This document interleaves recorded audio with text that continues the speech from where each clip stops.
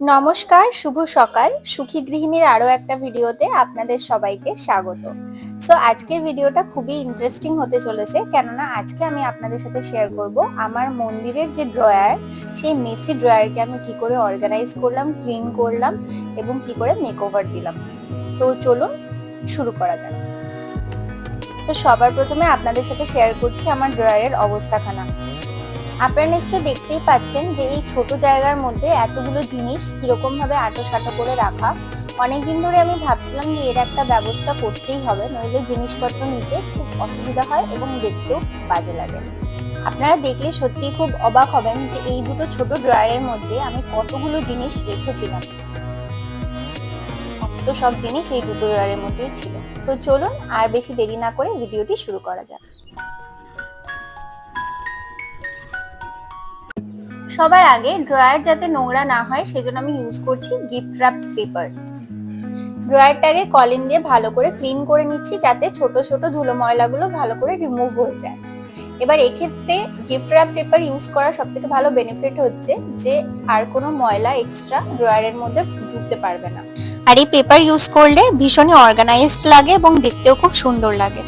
তো পেপারটা ইউজ কি করে করতে হবে সেটা আপনাদের সাথে পুরো প্রসেসটা শেয়ার করব। সবার আগে বড় একটা পেপার আমি বের করে নিচ্ছি, তারপরে সেটাকে ড্রয়ারের মেজারমেন্ট অনুযায়ী আমাকে কাটতে হবে। তো পুরো পেপারটাকে সোজা করে নিলাম, সোজা করে নিয়ে পেপারটাকে ড্রয়ারের মধ্যে ঢুকালাম। ঢুকিয়ে আগে প্রথমে লেন্থটা আর উইথটা মেজারমেন্টটা নিয়ে নিলাম। এই যেমন আপনি দেখতে পাচ্ছেন দু সাইডে দুটো বুড়ো আঙুল দিয়ে মেজারমেন্টটা নিয়ে আমি প্রপারলি ফোল্ড করে নেব কাগজটাকে।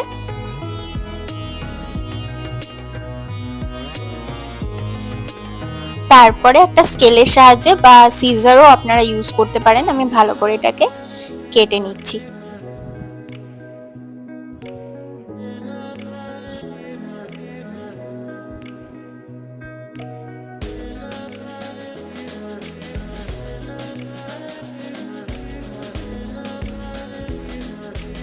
এবার আমি ভেতরের মেজারমেন্টটা ঠিক করে নিয়ে আগে তিনটে সাইড দিয়ে ওটাকে ফোল্ড করে নেব, যাতে আমার আঠা লাগাতে সুবিধা হয়।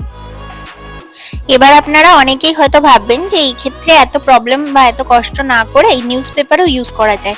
হ্যাঁ, করা যায়। আমি আগের বার নিউজ পেপারে ইউজ করেছিলাম, কিন্তু নিউজ পেপারের প্রবলেম হচ্ছে এটা অতটা ভালো লাগে না দেখতে, প্লাস যেহেতু পাতলা কাগজটা হয় সেই জন্য একটু জল পড়লেই কিন্তু কাগজটা নরম হয়ে যায় এবং ছিঁড়ে যাওয়ার সম্ভাবনা থাকে।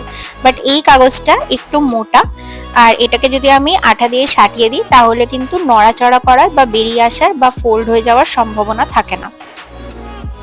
তো যাই হোক, উপরে ড্রয়ারটা কমপ্লিট হওয়ার পরে আমি নিচের ড্রয়ারটাতেও সেম ভাবে মেজারমেন্ট নিয়ে কেটে নিয়েছি এবং ফেভিকলের সাহায্যে আমি এটাকে পুরোপুরি ফিক্স করে নেব।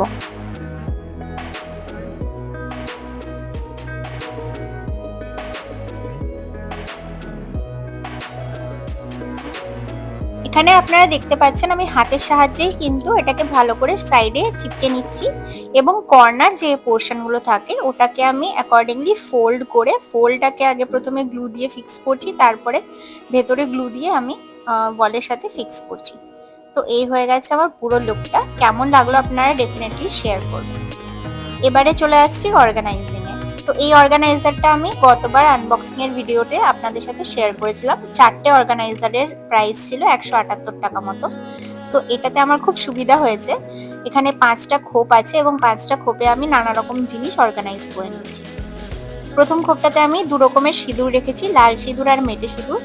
সেকেন্ড খোপটাতে আমি রেখেছি হচ্ছে ঠাকুরের প্লেট। থার্ড খোপটাতে আমি গ্লাস আর বাটি রেখেছি। ফোর্থ খোপটাতে আমি দুটো পাত্র রাখছি, যেখানে গোলা সিঁদুর আছে, একটা মেটে সিঁদুর গোলা আছে আর একটা লাল সিঁদুর গোলা আছে। আর লাস্টের খোপটাতে আমি রাখছি অগরু, আতর,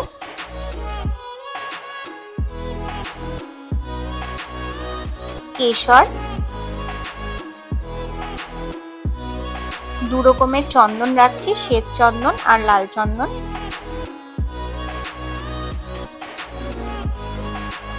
আর কটা ইয়ারবাড রাখছি যেটা আমার চন্দন পরাতে ঠাকুরকে সাহায্য হয়। তো এই খোপগুলো বেশ বড়, তাই ছোট ছোট জিনিস সহজেই রাখা যায় এবং খুঁজে পেতেও ইজি হয়। এটা একটা জ্যামের শিশি, এইটাকে আমি কেটে অলরেডি লেবেলিং করে নিয়েছি। এখানে আছে মিছরি আর আছে বাতাসা।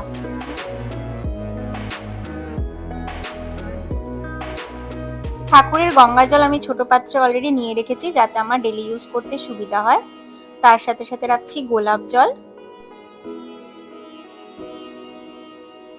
ঠাকুরের বইগুলো আমি এইখানেই রাখবো, আর সব থেকে বেশি আমার ইউজ হয় হনুমান চালিসা, তাই সেটাকে ওপরে রাখছি।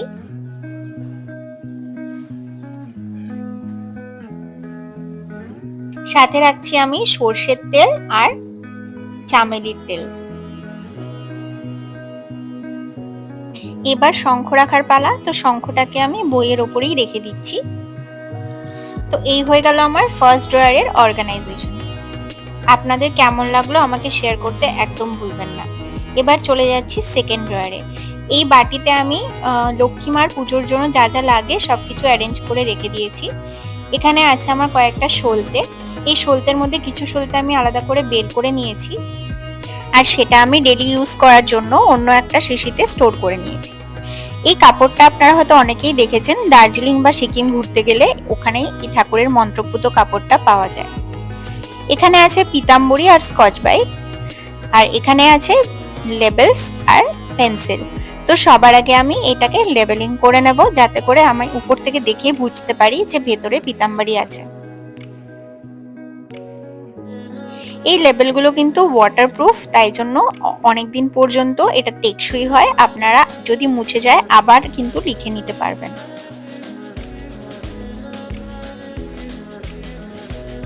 তো আমি ওপরে এবং গায়ে দুটো জায়গাতেই লেবেল করে নিলাম। অনেকে আবার এটাকে চন্দন ভেবে ভুল করতে পারে। যদি আমি না থাকি, আমার অবর্তমানে যদি কাউকে পুজো করতে হয়, তাহলে তার জন্য অসুবিধা হবে না।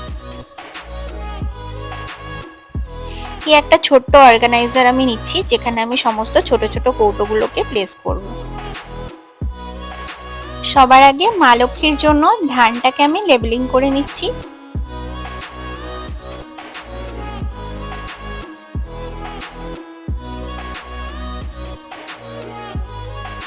আমি ওপরেই লেবেলগুলো লাগালাম, যাতে নিচে না দেখেও বোঝা যায় যে ভেতরে কি আছে।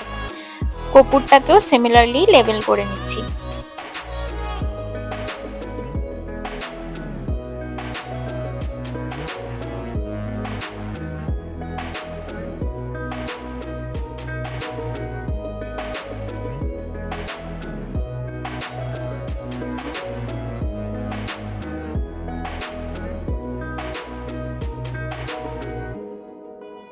এটা শিব ঠাকুরের সিদ্ধি পাতা।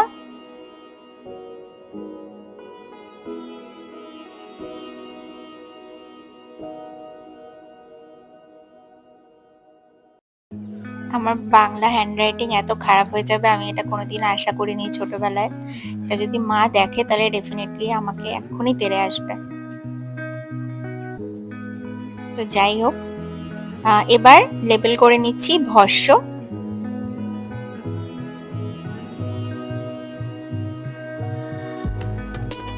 এইভাবে প্রত্যেকটা ছোট ছোট জিনিস আপনারা যদি অর্গানাইজ করে আলাদা করে লেবেল করে রাখেন, তাহলে আপনাদের খুঁজে পেতেও সুবিধা হবে এবং আপনাদের সময়ও খুব কম লাগবে।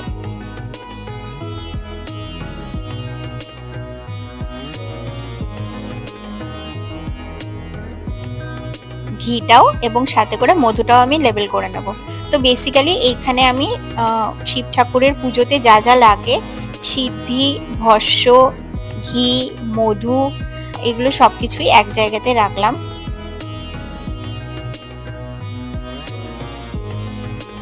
এবারে আতপ চালটাকেও লেবেল করে নিচ্ছি। আতপ চালটা ইউজুয়ালি সিংহাসনে আমি ব্যবহার করি। সিংহাসনে ঠাকুরকে বসানোর আগে একটু আতপ চাল আর পাপড়ি দিয়ে দিই।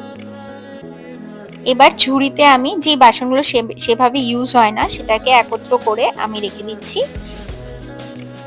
এবং স্পেস ম্যানেজমেন্টের জন্য আমি তার উপরেই রেখে দেব চন্দন পাটা এবং চন্দনের জিনিসপত্র।